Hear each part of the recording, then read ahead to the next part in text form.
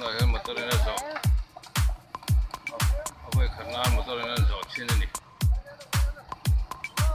ok lăng tapar mai le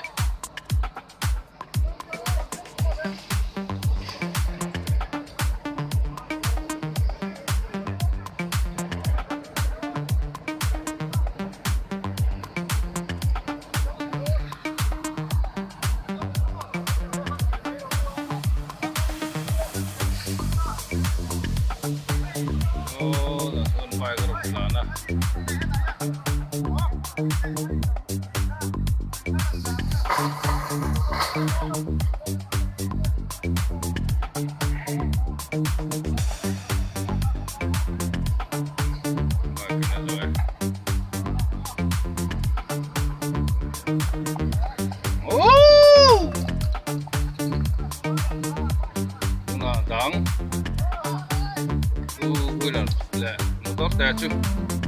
có thể chú này mày à còn chuan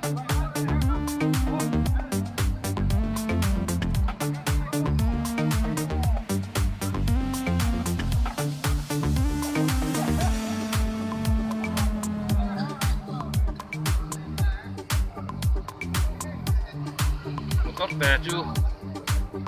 ắt lăng anh ấy rồi còn hậu tu tên là rem thị chuan mà sẽ là cần lá dầu chết lâu vừa nuôi thế là khổ cần lâu mà cần lá dầu cho nên số lại số để là vùng cát đó đến giờ CV hiện vùng cát số lại đây là vùng mẹ cái này